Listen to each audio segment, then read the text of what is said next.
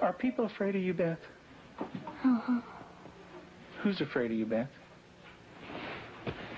John. Your brother. And what is your brother, why is your brother afraid of you? Because I hurt him so much. Mm-hmm. Okay. And what, at nighttime, what do your parents do to your door? Lock it shut. Why do they lock it shut? Because they don't want me to hurt John. Right. And they're kind of afraid of hurting John? Of you hurting John? Mm-hmm. Okay. Are they afraid that you might hurt them? Yep. Would you, Beth? Mm-hmm. When would you do it? Nighttime. Okay. Why would you do nighttime? Because I don't like them seeing me do it. But they can feel me do it. Mm-hmm. And what would you do to him, Beth? Stab him. Okay. What would you stab him with? A knife. The program you are about to see was compiled from the actual therapy tapes of Dr. Ken McGidd, a clinical psychologist specializing in the treatment of severely abused children. Children so traumatized in the first years of life that they do not bond with other people. They are children who cannot love or accept love. Children without conscience who can hurt or even kill without remorse. This film shows the devastating effects of abuse on a child. It also shows that victims can be helped. It is the story of a 6.5-year-old girl named Beth. Do you ever stick pins in people? Mm-hmm. Who? My brother.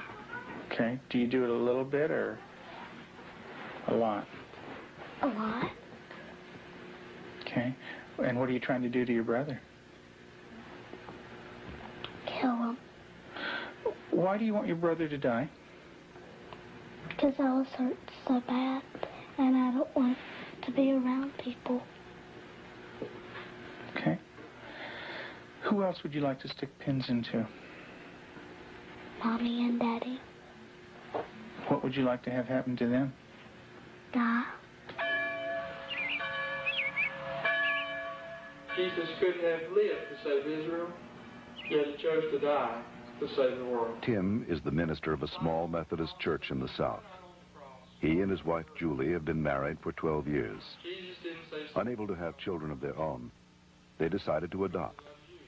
In February of 1984, they received a call from the Department of Social Services telling them they had 2 children available for adoption. They were told that Beth, 19 months old, and her brother Jonathan, 7 months old, were normal and healthy. We did not need children to make our lives complete. We felt secure in ourselves and secure in our relationship, but we wanted to share that with somebody else. And we felt like we had a lot to pass on to a child, and that was what we really wanted to do. And when the phone call came, it was like, at last it's here. It seemed like a miracle. It had happened so quick.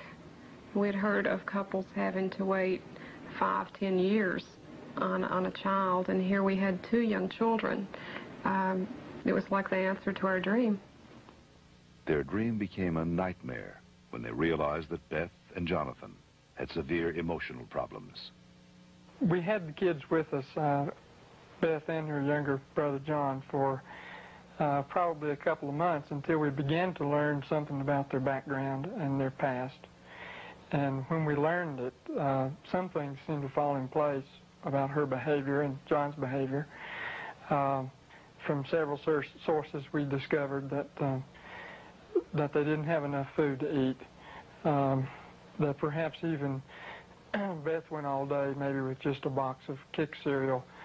John himself was found in a bassinet with little patches of urine all over it and a dirty diaper and a couple of bottles at his feet that had curdled milk, and the back of his head was completely flat. The front of his head had bulged out, and at 7 months he couldn't raise his head, couldn't roll over. He was just had no stimulation, and we think perhaps that had happened to Beth, and it wasn't very long until she began showing some signs of perhaps even some abuse. There was a nightmare that she had, and the nightmare was about a man who was falling on her and hurting her with a part of himself. Tell me about your birth father. What was that nightmare like? When he touched my vaginas Okay. until it bled, hurt it a lot until it bled, and wouldn't feed me a lot. He'd hit on me, wouldn't be very nice to me. How old were you? 1. And in your nightmare, what happens? I get real scared. Where are you in the nightmare? What happens in the dream? I'm in the house, upstairs. And then what happens, Beth? When he comes upstairs and, hurts. How do you feel when you talk about this? Scared. Like, Where's your birth father? What's he doing? he's right there, and there's his hand. His hand's right there. Where? Right there. You can't hardly see it because it's green. What's it touching? My vaginas. And what is your birth father doing? Hurting it. Your face looks sad. Can you tell me about that? It's crying because there's dots of the tears. Beth had endured severe neglect and abuse as a child. Her birth mother died when she was 1. Because of these early childhood experiences, Beth never developed a sense of conscience, love, or trust for anyone. The early sexual abuse by her birth father would cause her to exhibit inappropriate sexual behavior, especially toward her brother. Does your brother have private parts?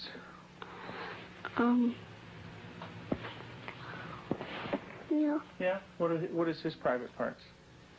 Penis and butt. And what do you do with your brother, with his private parts, Beth? I heard it. Tell me about it. What do you do? Well, I pinch it, squeeze it, kick it. When you do things to your brother's private parts, what does he say? Stop. Okay, tell me that. Well, he says stop, but I don't stop. Do you hurt him? A lot. Okay. And would you like to do that to other boys? When I caught her with Jonathan one morning, she was molesting him. He was crying and his pants were down, and I said, Beth, what's happening? And she said, I pulled his penis and put my finger up his anus. And I said, didn't he say to stop? And she said, yeah, he did. And I said, did you? And she said, no. Have you ever rubbed your private parts? Do you do it a lot? A lot. How much do you do that? About every single day in Lexington.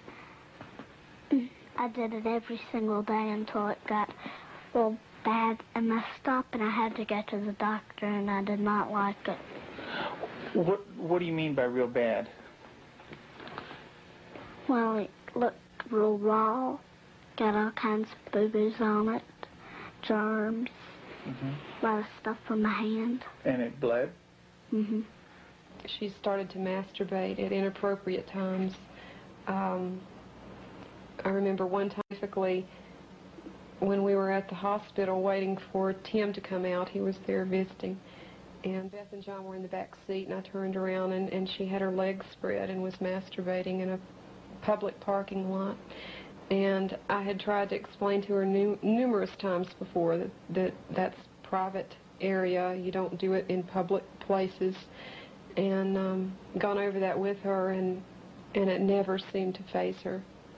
And Julie, how often would your daughter masturbate? daily, constantly. Do you have animals, Beth? 4 of them. Can you tell me their names? Clyde, Shuggy, Darcy, and Annie. And Daddy said a day ago that there was a stray cat who did not have a home, so Daddy was taking care of it and took it to the vet when he had his flight to go. And what do you do to the animals, Beth? Stick them with pins Do you stick them a little bit or a lot? a lot. What are you trying to do to the animals, Beth? Kill them. What do they do when you stick them with the pins? Well, Annie cries. She's a dog. She got baby birds down out of the nest, and we thought maybe she was just curious. So we explained that she could hurt them, put them back, and went through a whole sitting down and talking to her about the problem of it. And the next day we went out to check the baby birds, and they were on the ground dead with their necks broken. Let's talk about what happened once when you were smaller, when you found some baby birds in a tree. What did you do then? I took them out. Mm-hmm. And what did Mom say to you? That the mother will not come back if somebody touches her baby. Mm-hmm. Are the baby birds kind of small? Can you describe them for me? Well, they don't have their eyes open, but they can hear me, and they look up. Are they kind of helpless? Little baby birds? Can they fly? No. Can they run away?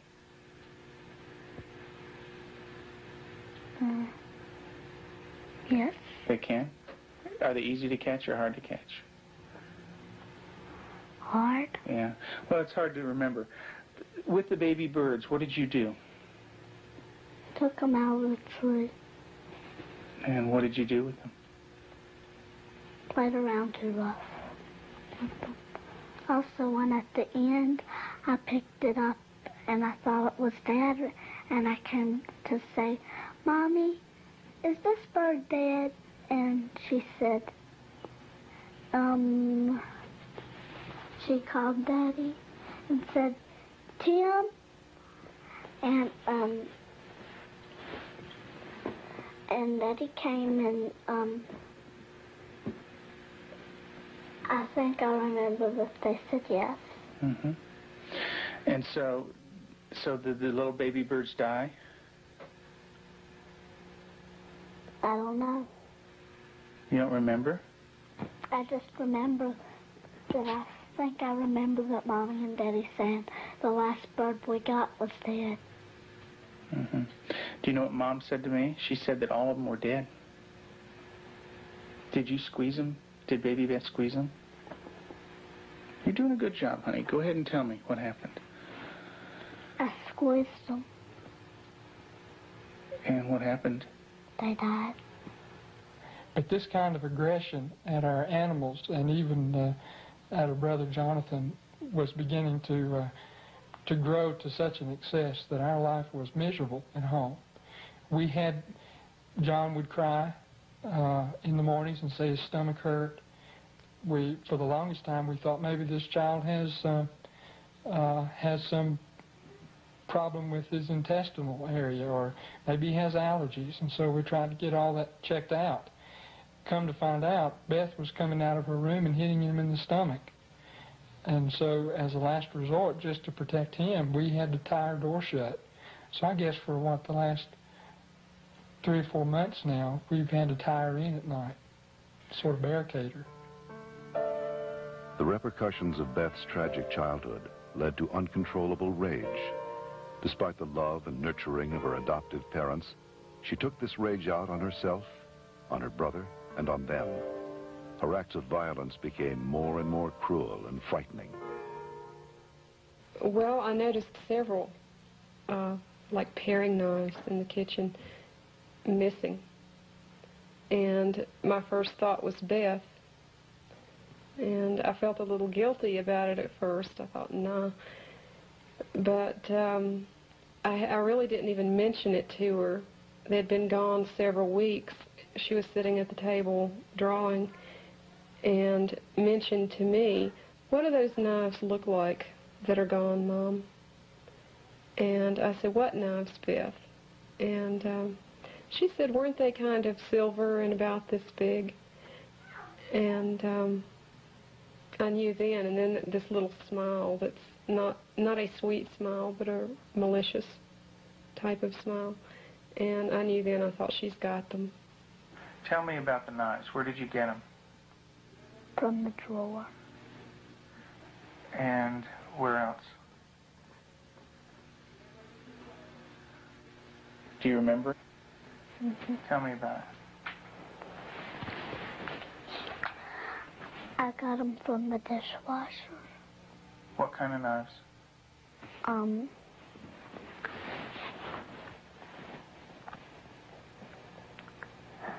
Big sharp ones.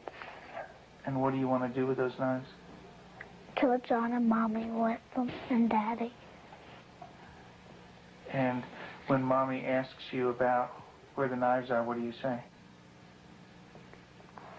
I don't know where they are. What did you think she might do with the knives? My first thought was Jonathan.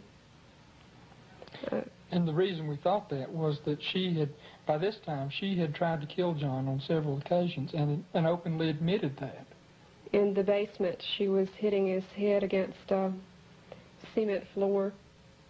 I heard his screams and ran down and had to literally pull her hands off, and she looked wild-eyed. Did you get real mad at him? Did you hit his head real hard? Tell me about it. How many times did you do it? A lot?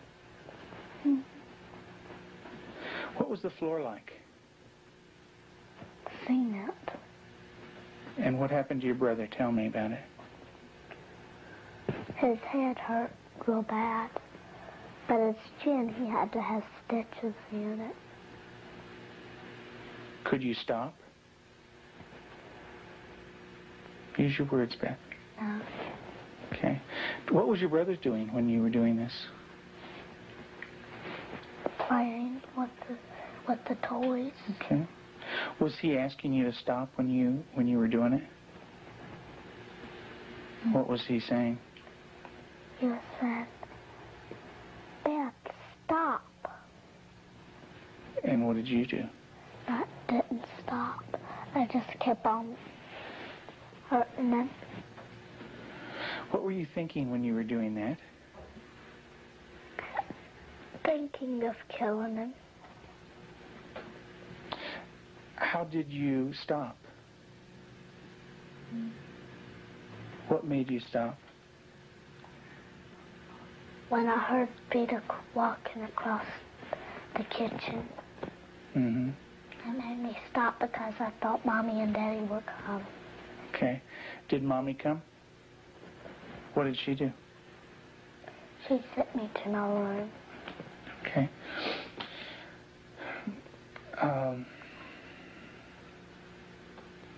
And what if Mom didn't stop you? What would you have done? Kept on doing it. And what about...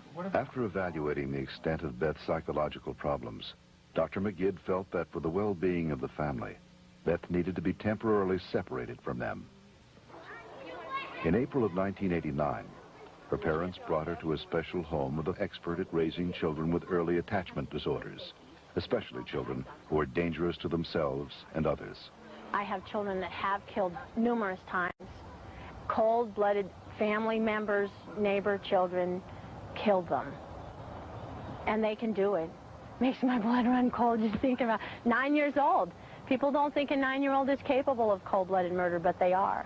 That attachment break does severe damage to the heart, the ability to care and the ability to love. If they don't care and they don't love, They're capable of anything. We're very strict about everything. Everything is completely monitored. We take complete control because a child who's unattached does not trust. And because they don't trust, they don't allow anybody to be boss of them. So we take complete control. They are not boss of anything. They have to ask to get a drink of water. They have to ask to go to the bathroom. They have to ask to leave our sight. Part of that is because we cannot trust them because of the damage that they've done before. Beth, would you like to say grace, please? Dear Heavenly Father, thank you for this good day and everybody doing good. In Jesus' name, amen. Amen. Amen. They believe that they're evil. They believe they're from the devil. They believe that they are not a person of value. And we have to change that, and we have to build that from a child who's nothing, who's a bad kid in their own mind, to a child who's valuable and loving, and they see themselves as that.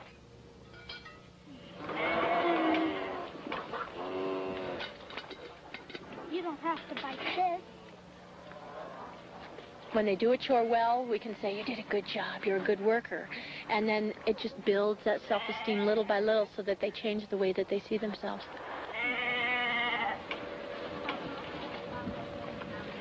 Several months into treatment in this controlled environment, Beth had made progress, and her therapist decided to loosen some of the controls.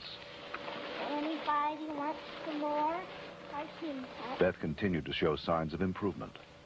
She began to develop a sense of right and wrong.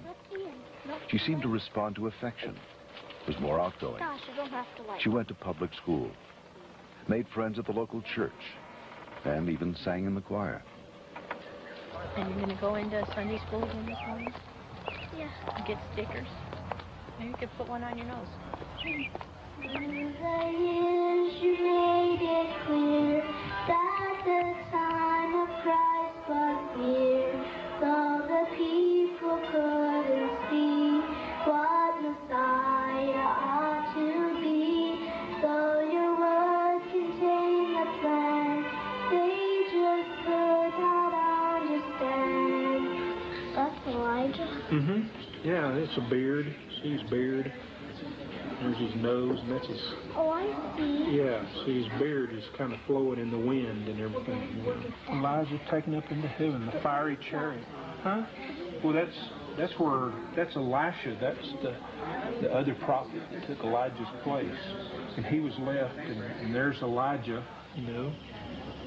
And he learned about sheep, and the Lord is my shepherd. Mm-hmm. March 3rd, you just got that yesterday, huh?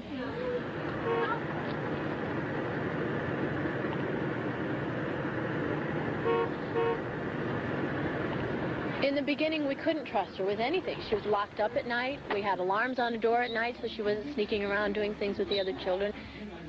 We don't worry about that anymore. There's no alarm on her door at night now. She sleeps in the same room with my own daughter, and I trust her that much. She brushes the dogs, and I trust her that much. Because she has earned that trust. She's learned it. She has a heart, and she has a love inside, and she feels bad when she does something now. In the past, because she didn't have a conscience, she didn't feel anything when she did something bad. There was just no feeling there. And now she does feel bad, and it shows in her face. I believe that Beth can make it. She's got a really bright mind. She's got a good heart now, which has done a lot of healing. She's got a really super set of parents. They're powerful, they're knowledgeable, they're motivated. She's done a lot of good work with you in therapy, with Cannell and with myself. She wants to heal, and that's the #1 key. And she wants to heal because she has a family that really cares about her, and she wants to be with them. Do you know where that anger came from? That's when my birth dad hurt me. I had it all inside, and I remembered it, and I started doing it. And what did that do when it was inside you? It made me want to hurt people really bad. And who did you hurt? My brother, my mom and dad, and animals. And animals. Who did it hurt the most? My brother. Who did it hurt the most? Me. Why don't you tell me that? It hurt. It hurt me the most. How did it hurt you the most? Because when I hurt other people, I'm hurting my good self. How do you feel right now, Beth?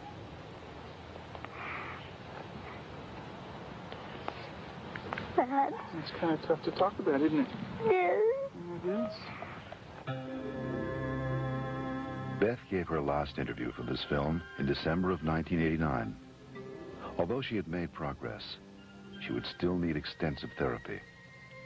Not all abused children are as deeply scarred as Beth, but all abused children suffer a profound hurt for the rest of their lives.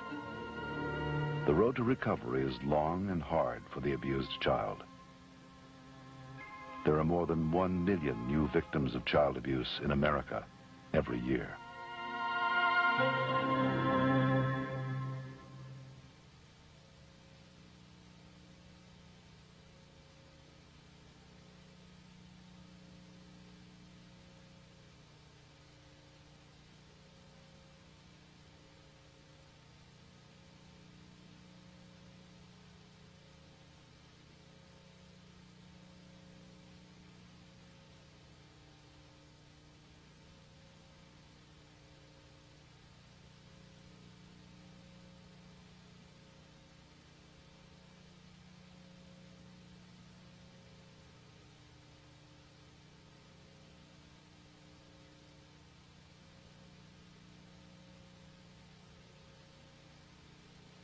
For further information on the prevention of child abuse, write the National Committee for Prevention of Child Abuse, Post Office Box 2866, HBO, Chicago, Illinois, 606.